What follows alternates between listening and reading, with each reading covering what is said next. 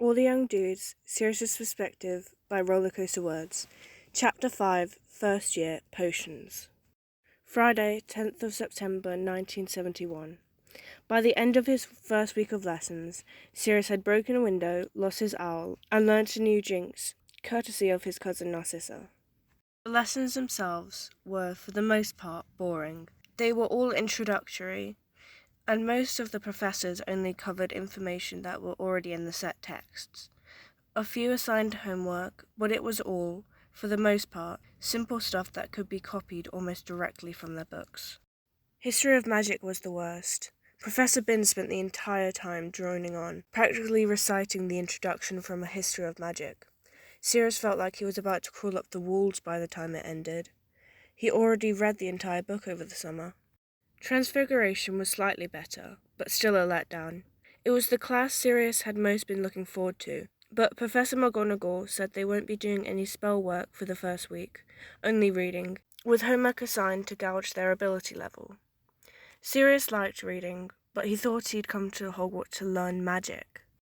In charms, they finally got to pick up their wands, but they were only levitating pine cones. Sirius was a bit surprised that one of the Muggle-born students, Lily, was the first to master the spell, lifting her pine cone 3 feet off the table. He followed soon after, though, adding a flourish to his wand work to set his spinning like a top, just to ensure he wasn't outdone.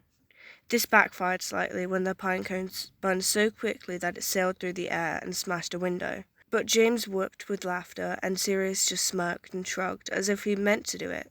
Neither Peter, nor James, nor Remus managed to levitate their pine cones, and Sirius was privately quite proud.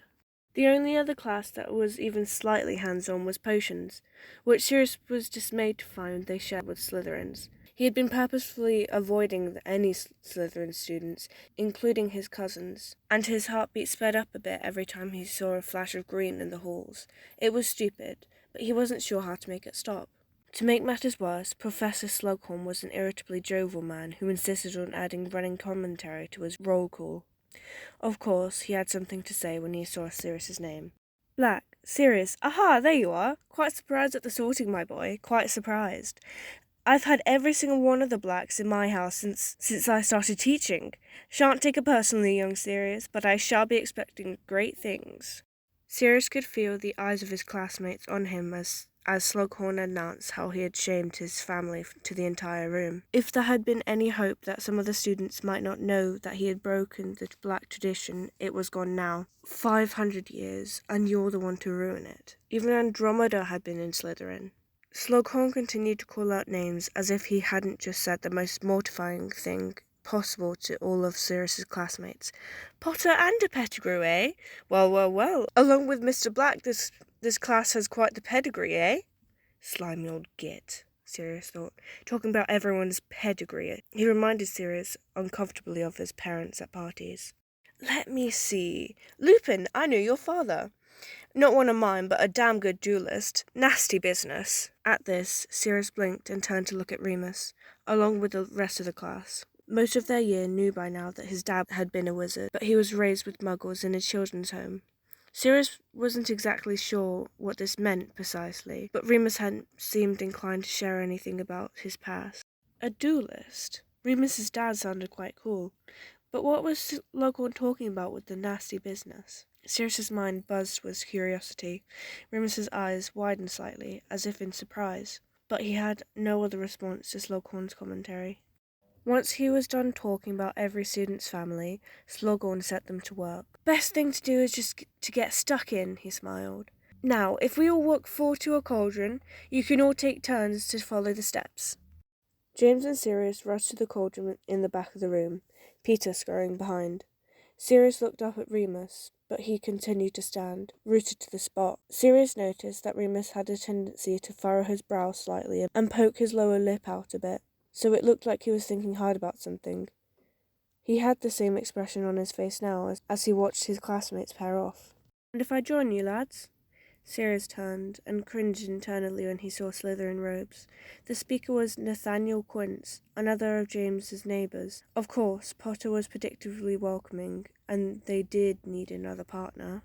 When Sirius looked back up towards Remus, he had joined up with Lily. the Muggle-born who had done well in charms. They were working with two Slytherins, a greasy-haired boy named Severus Snape, who had a protruding nose and a sour look on his face, a burly kid, Garrick Mortimer, whose name Sirius recognized as one of those families that was often in attendance to his parents' gatherings. Sirius looked back to his own group. They had James's book open and they were studying the instructions carefully.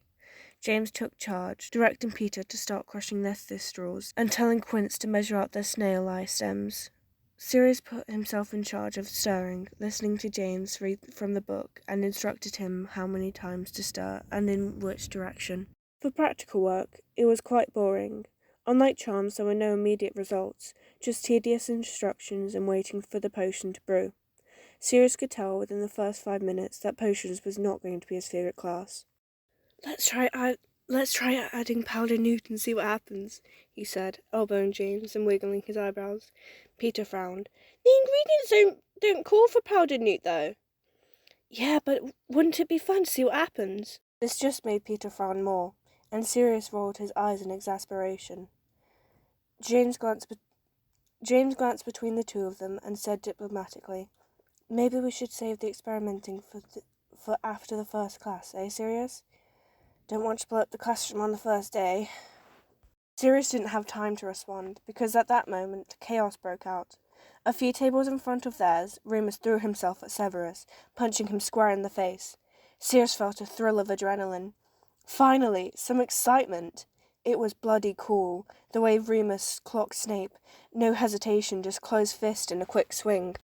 He didn't have the upper hand for long, though. Mortimer promptly yanked Remus off Snape and punched him square in the face.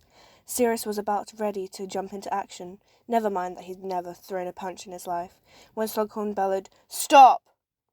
Everyone froze as their potion master hurried over, expression stormy. "Get up, both of you," he shouted at the two boys sprawled over the floor. Snape and Remus obeyed, clambering up, both breathing hard. Sirius thought that Snape definitely looked worse off. His nose was bleeding, and his greasy hair was all messed up. There was a bruise forming on Remus's chin, but it only made him look tough. "Explain yourselves!" Slughorn shouted. Both boys looked down at their feet, silent. Mortimer was grinning, and Lily was crying. Both were equally annoying. "Very well," the professor said, crossly. "Detention for both of you. 2 weeks. 10 points from Gryffindor and 10 from Slytherin." "That's not fair," James said, steadily, next to Sirius. "Should be twice as many from Slytherin. It was 2 against 1.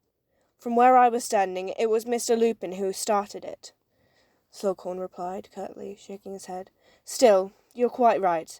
Mortimer, 5 points for punching Remus. Violence does not solve violence, you know, as I've told your eldest brother on a number of occasions. Mrs. Evans, please take Mr. Snape to the hospital wing.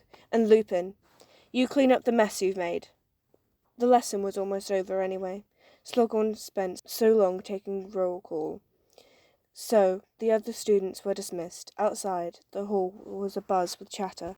Mortimer wasted no time bragging to the Slytherins that flocked around him, saying, "Well, he's thick, ain't he? Couldn't read the book. All Severus did was ask what they teach in Muggle schools."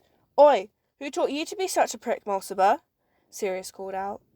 "Maybe you could ask them to teach you how to throw a better punch. From where I was standing, it looked like your pal Severus was the only one bleeding." James and Peter laughed, some of the other Gryffindors joining in.